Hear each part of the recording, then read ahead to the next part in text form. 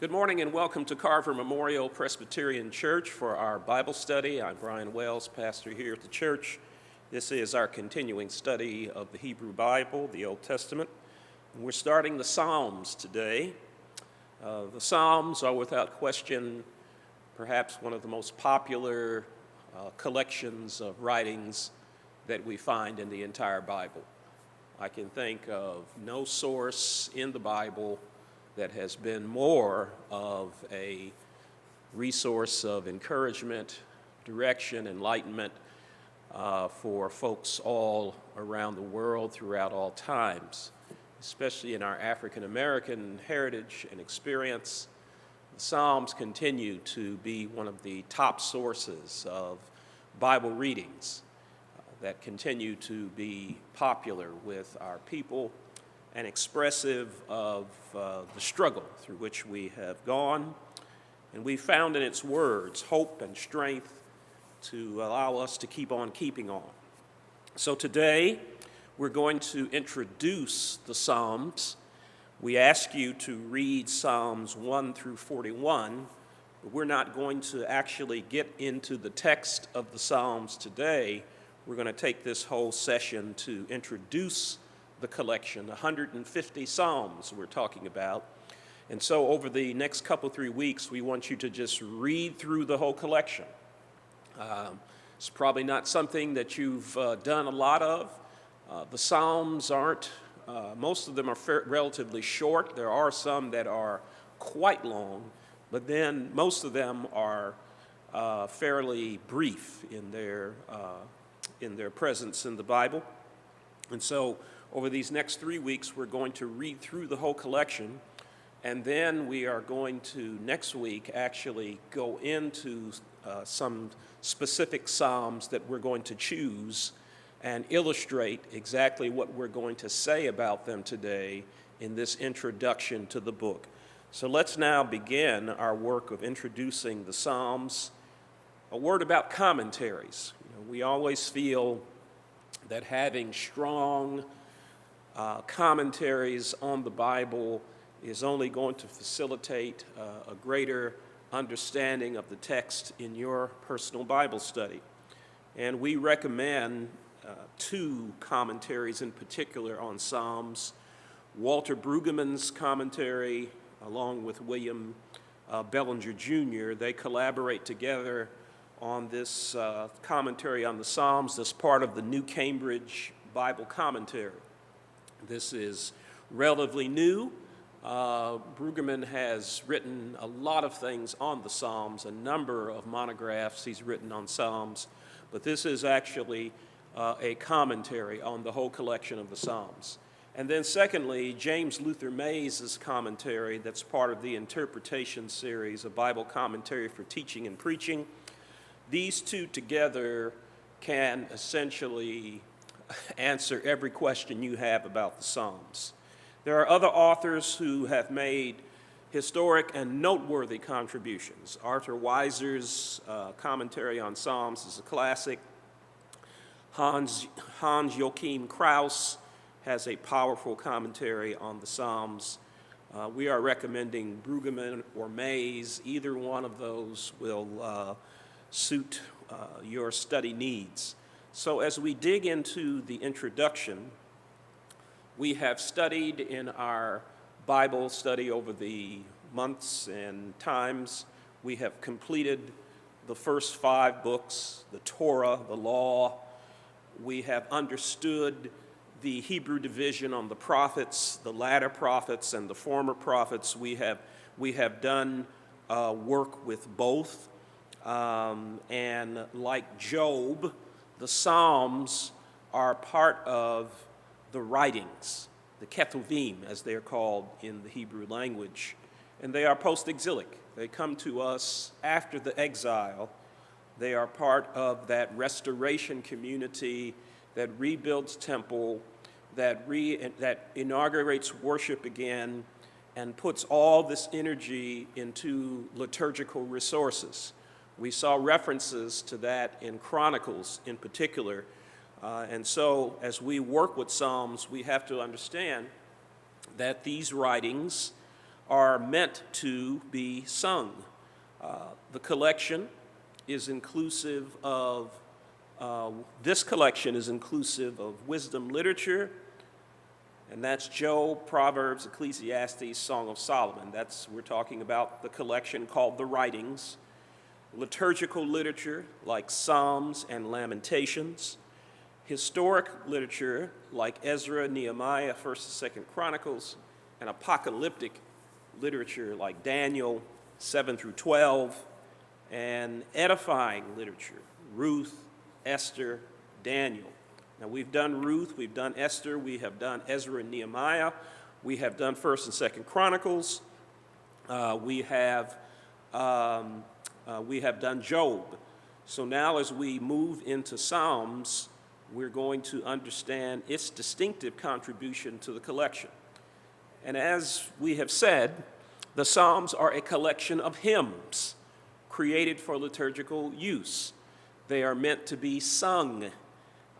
In the same way, in our churches, we have a variety of hymn books that have been used. Some are very old and continue to be used. Some are very new and are being used.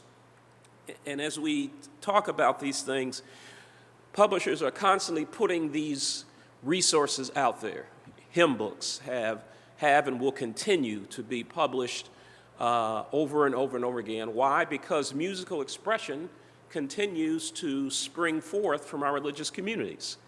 We hold on to the classic hymns of old that we feel are expressive of our faith, but we continue to write new music.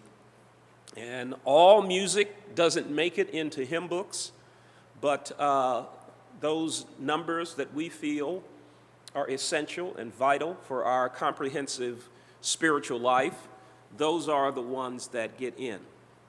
Now, in the Psalms, there is a five-fold division that's organized as follows. Psalms 1 through 41, then Psalm 42 through 72, Psalm 73 through 89, Psalm 90 through 106, and then Psalm 107 through 150.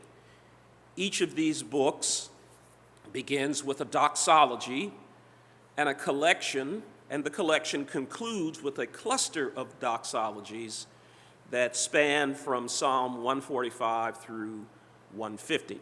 And that's how you should speak about it. Psalm 1, Psalm 2, the 23rd Psalm, the 45th Psalm.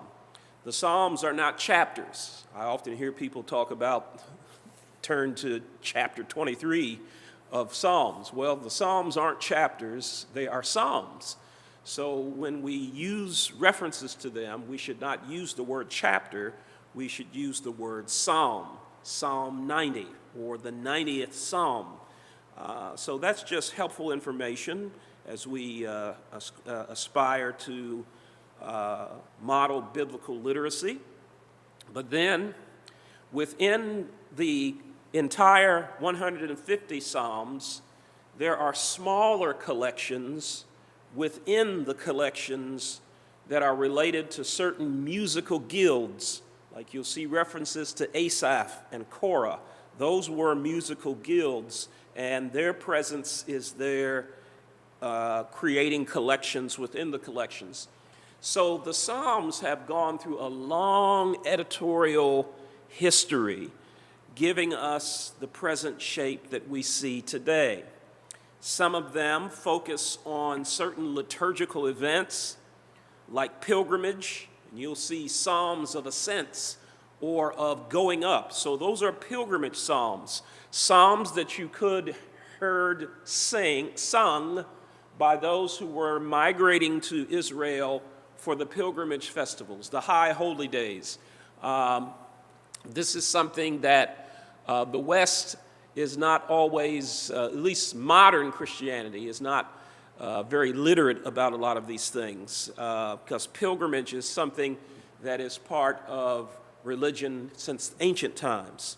The importance of actually going to locations that are considered sacred ground and celebrating those sacred times and moments in those actual geographic spaces. Then we find not only pilgrimage psalms, we see psalms that reflect the experience of being the king. These are royal psalms. You know, Israel was a nation that had a kingly history, and a number of these psalms were crafted around the experience of being the king. Then you will encounter the term Psalm of David.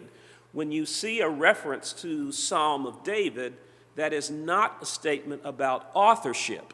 It's not saying that this is a psalm that David wrote, but it is a psalm that makes David's experience the source of liturgical reflection. David has been dead for a long time in the post-exilic era, but his memory, his impact upon the faith of Israel continues to be a great source for sacred writings and for these liturgical, musical expressions that are represented in the Psalms. So these Psalms of David, David is a figure that is larger than life from the perspective of faith and direction. His life is one of those lives that has become a pattern for the national life of Israel. So these Psalms are reflective of that. In the same way that in America, you know, we can talk about the impact that certain presidents have had on the American culture. George Washington, for example. You can go all over this country and find monuments that are reflective of George Washington. Now, whether that expression is talking about something that's actually real is a whole different story. But that tradition has had an impact on American political and social culture is a reality. So the Psalms should be understood in that perspective. Biblical scholar Walter Brueggemann has also helped us in understanding the Psalms, and he has advanced an analysis for understanding the Psalms that groups them into three genres or three types, and that is Psalms of orientation. Secondly, Psalms of disorientation. And then Psalms of new orientation. So as he breaks these down and starts to classify and group these Psalms, some of these Psalms focus on how to get your life oriented in relation to the teaching of Torah. So there are norms, there are certain standards, there are certain responsibilities that are considered the generic, basic type of content that ought to exist in the life of a community of faith. So orientation helps us to get ourselves together in that way and to become compliant with the essential teaching of Torah. But of course, the Psalms are also expressive of disorientation. And that is when things happen and tragedies, victimization, all the crazy things that can happen in life and that people can do to you, knock you off kilter so that you are disoriented. And in your disorientation, it is difficult to find yourself and to find a proper expression of life that is conducive with the Torah teaching. So disoriented. And then there is this idea of new orientation, and that is as we find ourselves disoriented, then certain things happen. We start to find ourselves and we get reoriented or find a new way of getting oriented to those essential core values that were present in those Psalms of orientation. Now, we're going to work through some selected Psalms over the next couple of weeks and demonstrate exactly what we're talking about here based on what Brueggemann has said. All right, so these orientation Psalms usually emphasize God's law, they emphasize God's wisdom, or they emphasize what God has done in creation. You know, God's governance or God's act, his creative act of bringing things into meaningful order, things that represent the norms, if followed, that make for peace and well-being. These Psalms of orientation will also have a creedal function that affirms a historic faith. So we'll show you exactly what we mean when we go through these Psalms in coming weeks. And we're going to come back to these three categories and show you exactly what we're talking about. The disorientation Psalms are usually Psalms that express lament and protest while clinging to faith despite of bad circumstances. So we see a lot of these Psalms where the writer is complaining, where he is sorrowful and broken up over something, or protesting something that's happened that has not been just or fair or equitable. And in this lamentation and protest, it's not a breaking with faith. It is done through faith, so that the psalmist does not cease to believe as a result of these bad things that happen, but this is what creates the disorientation of how can I continue to follow in this path that has brought such pain and misery. Unfortunately, modern Christianity tends to be in denial about this aspect of the faith journey, categorizing these feelings as illegitimate or expressions of unbelief, and that's just not true. We can be at odds within the context of our faith without releasing our faith or without turning our faith into disbelief and atheism. We can protest and we can complain and we can lift up, lament to God and believe in God at the same time. So unfortunately, a lot of our evangelical expressions of faith want to make this thing all neat and tidy so that if you have faith, you don't complain. If you have faith, you don't lament. If you have faith, you don't raise questions and issues of protest within the context of this. But that's not what we see as we explore this literature. We see tremendous lamentation. We see tremendous complaint, but it is done so in a way that does not break covenant with God and does not break faith in God. So psalms of this genre are tough-minded psalms, and they don't yield to a simplistic understanding of the faith. It maintains that idea that this relationship is a complex relationship, and this is something that can help people become more tough-minded in their walk with God and in their collective commitment to the kingdom. But then finally, the new orientation psalms focus on salvation and deliverance, thanksgiving. They also are expressive of divine enthronement, and these are the ways that God's magnificent actions bring about new life, create new worlds in which well-being can be found. So it's powerful, and these new orientation psalms are some extraordinary psalms, and we'll show you a number of these in the coming weeks as we work with the collection. Now, the Psalms certainly are much akin to the Negro spirituals in many ways. especially in that idea of lamentation and complaint, also resonating with profound faith, but complaint and lament at the same time. These same themes that we find in the Psalms can be found in the Negro spirituals in many of their expressions, as well as their anonymity.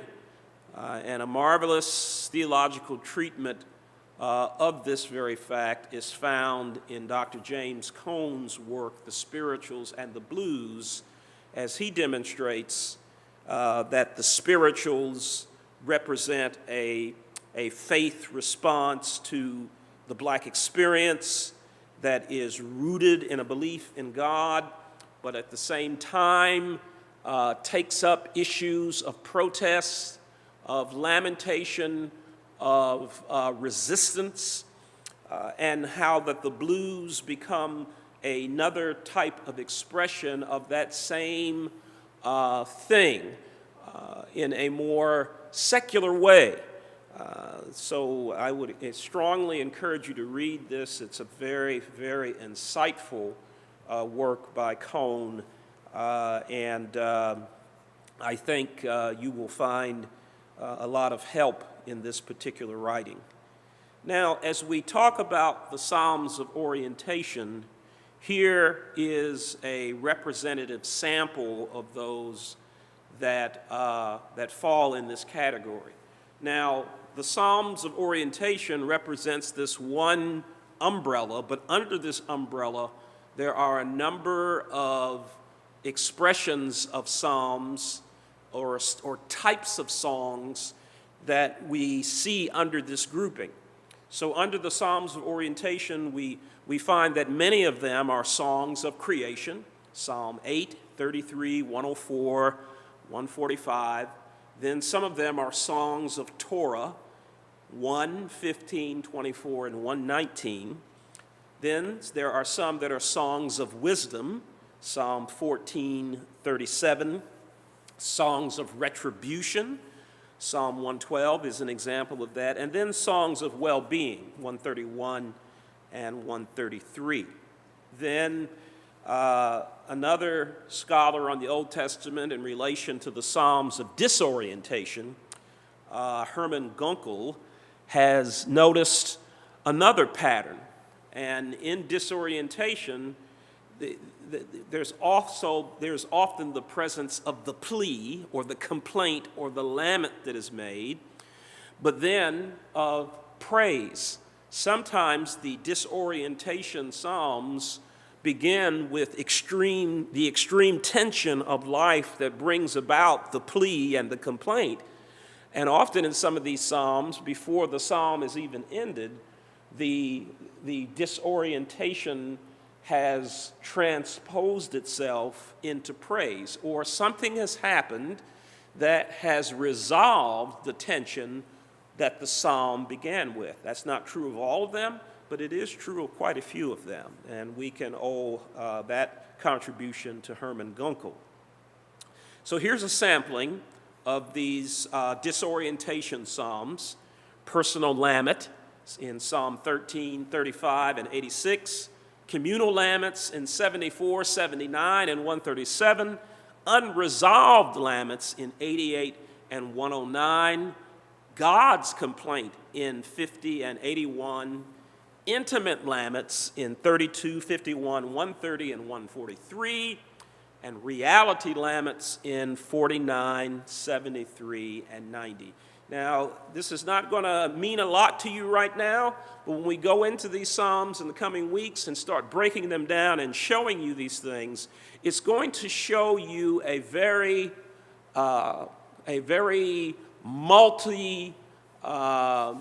demonstrative way in which these Psalms can be seen that really cover the whole scope of the human experience. And that is, my friends, why the Psalms continue to be such a source of great strength and expression for Christians, is because of this broad scope of life. Then, as we think about the Psalms of new orientation, we get a number of types in relation to that. Personal songs of thanksgiving, 30, 34, 40, and 138. Communal songs of thanksgiving, 65, 66, and 124.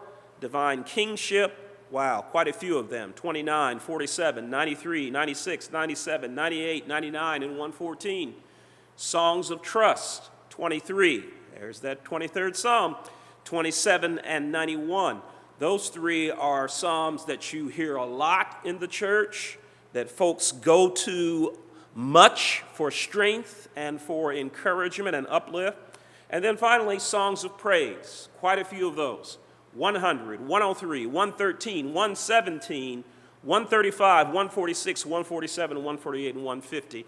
And I know as we've gone through these that a number of these psalm numbers have jumped off the page at you because those are those psalms that you have become familiar with and that you have drawn upon to express what's going on in your life and in your reality and the ways in which you are wanting God to enter into that situation. So this is powerful. We're going to work through these in the next couple of weeks. So as you are going through these Psalms, I would encourage you to, of course, finish watching this stream. And after this stream has ended, go get your Bible and read those first 41 Psalms for this week. And then we're asking you to read more of those Psalms, 42 through 72, for next week. And I want you to go back into this lesson and just kind of scroll to the areas where we start talking about orientation, disorientation, and new orientation, and then all these other little categories out of which these Psalms fall. But those three large umbrella categories are the most important ways of thinking about these Psalms. And then what I want you to do is to just reply to this one study question: which of the Psalm types characterizes where your life is now? Is your life now more characterized by the Psalm of orientation, or is it more characterized by Psalms of disorientation, or is it more like new orientation?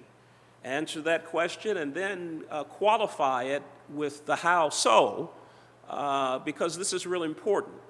There's been a lot of use of the collection from the standpoint of personal devotion in relation to prayer, praying the Psalms. Praying the Psalms is all about first finding yourself in the Psalms. Which of these attitudinal orientations is expressive of where you are in your journey? So in regard to this, you've got to be honest.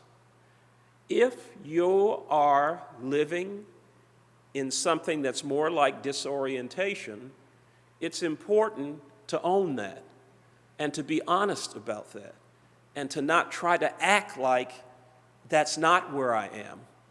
This is what we learned from the book of Job. Job continues to argue and take refuge in his integrity because he knows that he has done nothing wrong.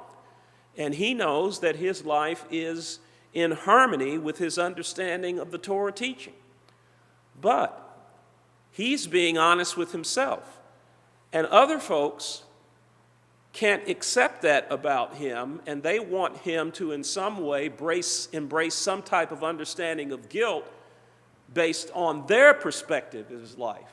And fortunately, Job does not give in to that in the same ways that we should not give in to that. You are the best judge of where you are in your walk with God. And don't allow people to paint you into a corner of guilt when you know that you have walked with integrity. But on the other hand, if we are struggling in an area and we are not finding our footing, or something dramatic and destructive has happened to us as a result of the political climate, or the fake friends that you may have in your life. If that's the case, own that disorientation, because you can't find new orientation if you won't be honest about the nature of your disorientation. So that's why we qualify that by say, how so? That if you are properly oriented, what can you point to that is demonstrative of that? Or if you have found the new orientation, what is it that has broken into your life, that has changed your attitude and your trajectory? So that's what we want you to do as your study question. So this is a very personal study question. And next week we'll start going into those three categories and breaking down some of these Psalms and showing you exactly what it is that we're talking about. So we hope that you have appreciated this introduction today, and we'll dig into the text next week. So go ahead and read Psalm 42 through 72 so that by the time we come back next week, you'll already be halfway through the collection, because we're going to do the whole 150. We're not going to go through every individual psalm and analyze it, but we're going to take some psalms that are representative of both orientation, disorientation, and new orientation. So if you have any questions that you want to ask about this lesson, send me an email directly at carverpastor@gmail.com, and I'll respond to your question. And if your question is something that's insightful and stimulates conversation, we'll include that response into our coming lessons for the week.